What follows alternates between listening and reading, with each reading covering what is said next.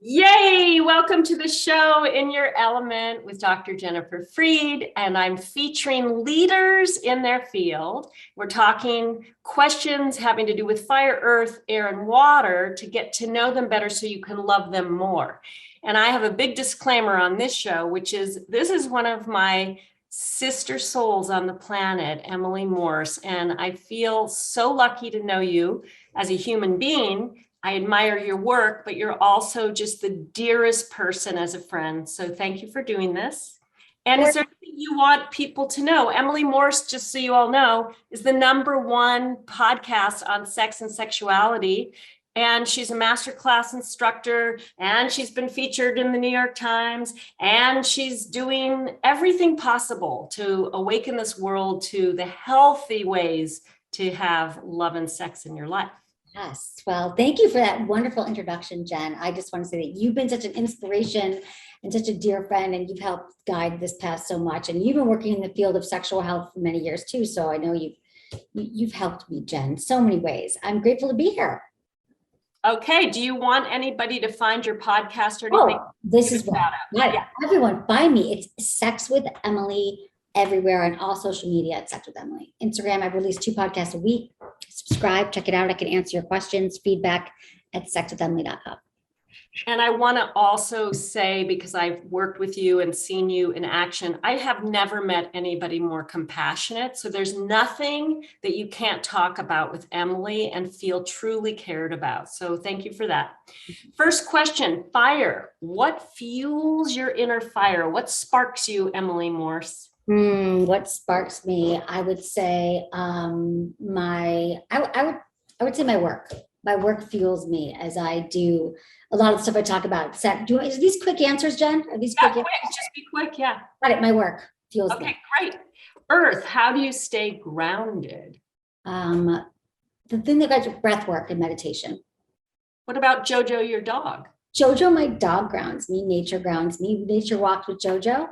I would say, because I watch you with that dog and it keeps you going, but she also kind of settles you down. Okay.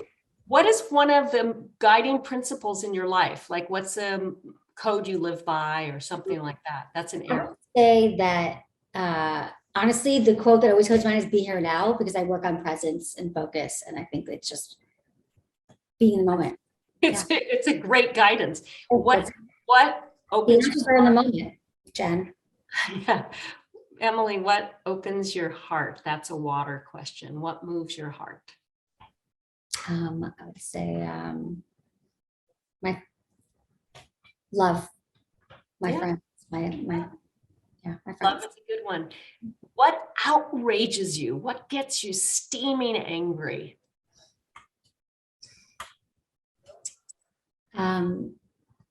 People who do not have a growth mindset around life. People who haven't done their work outrages me. Great. What calms you down? I guess my dog, and maybe that'd be more my breath work, meditation, nature calms me down. And Jojo. Who do you read or listen to for inspiration?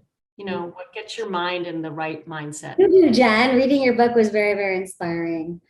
I just honestly, the thing that inspires me the most, I would say, is going back to a lot of like my earlier like meditation teachers and stuff that people I've studied, and getting into more like breath work, meditation. Whenever I put anything in and I breathe, I'm focused and inspired.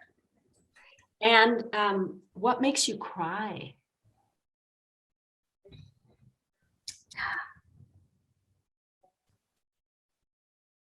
I think just the human condition.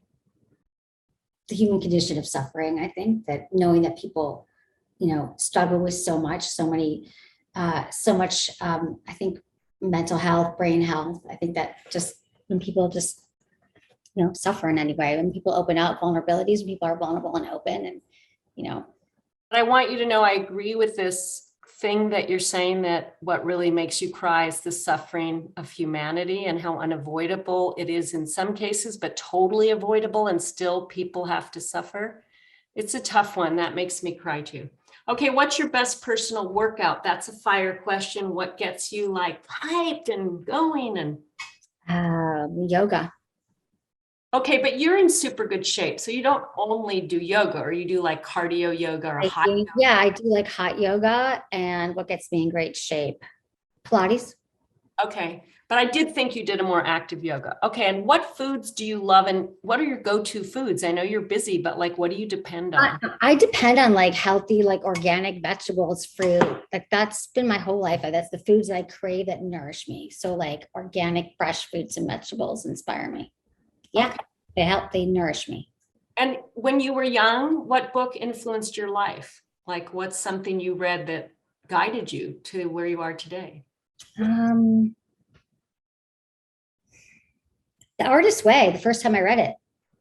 I wasn't even young. Oh, when I was a kid, you mean? No, but I read that No, like Artist Way is great. And I want you to know, I just did another interview where that was the same answer. So Julia Cameron, go baby. You've got two big people that loved your book. yeah.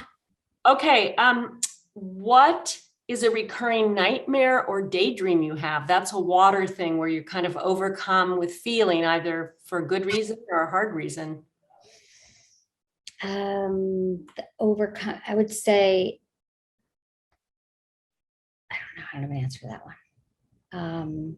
Do you have any nightmares or daydreams where you're fantasizing about a, kind of situation that you love? Or I would say death of my loved ones, my family would be like getting a phone call that someone has passed, hearing Yeah. something that is kind of a nightmare. Yeah.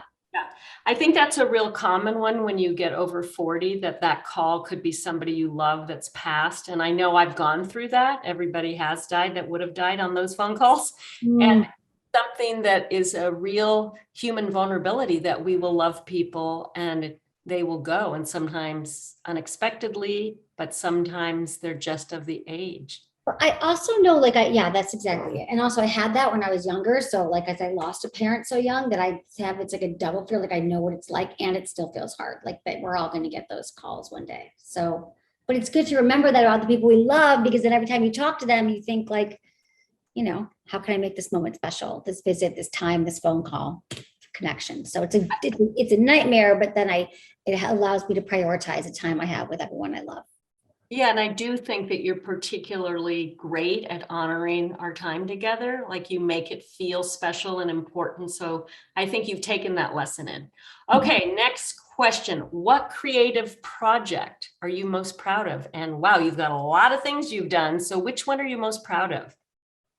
I would say I'm most proud of Sex with Emily, creating a platform for people to talk about sex without shame and judgment, and helping people live more powerful lives with more pleasure. So I would say Sex with Emily, the entire And how many years has it been? Just remind people. 17 years. So I want to just Yeah. revere the fact that you broke into all of this podcasting and everything before everyone else did, and you're still standing and still number one, and you're relevant. Okay, next, what was Yes. one of your worst failures, and what did it teach you? Because the Earth question is about patience, resilience, fail fast, get up faster. What? Fail forward fast. I love that. That's another good motto Yeah. to live by. Fail forward fast. What I would say one of my greatest failures, and what I've learned from it, was not thinking about was okay. So the other book that I read that was the most influential was "Do What You Love, the Money Will Follow." So I read that when right after college, and I thought, well, you just got to do something that you love, and money will follow. Well, it turns out it does eventually, but it's also important to pay attention to economics and finances. So I had to, I followed my dream and made a lot of mistakes, not prioritizing, making a living along the way. So I will never do that again. I just spoke to a young writer this morning, and I was counseling her. Don't quit your day job because you're one day going to be a fancy writer. Just start writing. And I think a lot of what I want to mentor young people with is you do have to put in the time. And so don't depend on your art to be your income. Just know that one day with sweat, equity, and a lot of good connections, it might happen. And consistency. That's exactly it, though. I quit my day job too soon. That's exactly what I did. I was like, I don't want to talk about sex. This is a great idea. That's 2005. Okay, what does your most loving inner voice say to you when things get really hard? Oh, my most loving inner voice says, it's a deeper knowing that you got this, and we've been down this road before, and everything's going to be okay. Everything ebbs and flows, the highs and lows. It's like, I think of the ocean, right? I think of like when I'm in a moment and my loving voice is like, we are riding this wave and it's all okay. I want to piggyback onto that and say that what's gotten me through some of my most hard obstacles or challenges is just, this will be over too. No matter what it is, it will be over too. I can do this when I think I have nothing left and I have to make it. Mm-hmm. So I appreciate what you just said. Okay, how would you define emotional safety? Now, this is a huge topic because everyone goes, oh, make it a safe space. Now we're talking brave spaces. But for you, Emily Morse, as a human being, how would you define it for you, emotional safety? Emotional safety would be being surrounded by people that I deeply trust and respect, and I have a proven trust in. And, with my authentic, real, true people in my life is when I feel emotionally safe, is when I would define it by being people I trust. Yeah. Admire. I think that's a good answer. Because I've also trusted people too soon. So I work on that.